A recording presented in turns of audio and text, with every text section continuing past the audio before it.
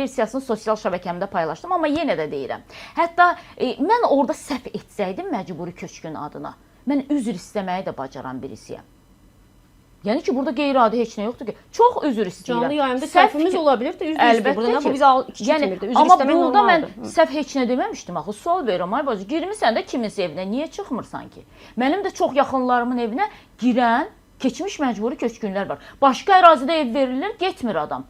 Deyir, nə vaxt ki, məsələn deyək də, Şuşadan gəlmişəm, Şuşada veriləcək. Amma Qarabağda yenidən qurma işləri gedir.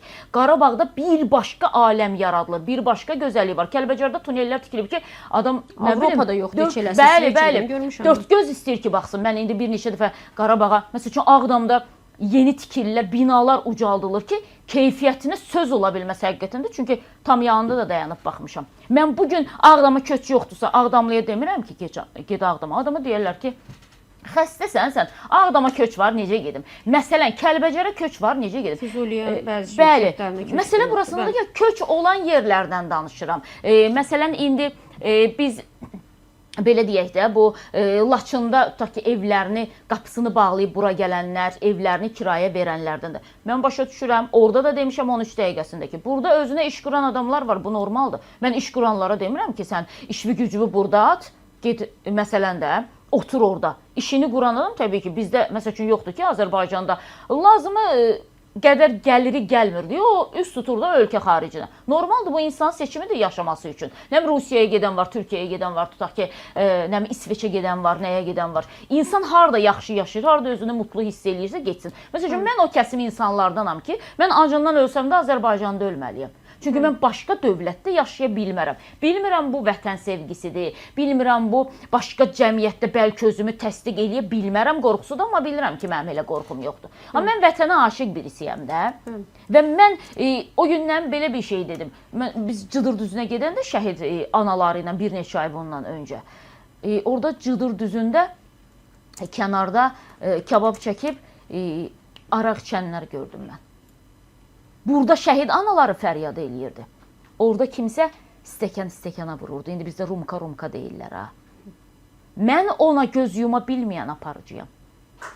Yəni o da şadyanalıq və toyla yaz əkiz qardaşdır deyil. Mənə görə məsəl üçün düz deyək, o Qarabağın bulaqların yanında gedib yemək də olar, içmək də olar, bu başqa şey. Məsəl üçün mənə görə Cıdır düzündə onu eləmək düzgün deyil idi. Bu mənim şəxsi yanaşmamda. Demirəm kimsə niyə gedir, onsuz da gedir yer içirdə, yeyən içən bəyəm səydədən icazə alır. Amma mənim üçün məsəl üçün çox ağrılı idi ki, şəhid anaları o qayalara baxıb oğlanlarının fəryadını eləyirdilər. Amma burada da kimsə süfrəsini salmışdı yerə, piknik deyək də. Bir tərəfdə də kabab manqalını qoymuşdu. Sadəcə mən orada çox pis yığılmışdım. Ayağım üstdən aşağı dəmir parçası ilə yarılmışdı deyə.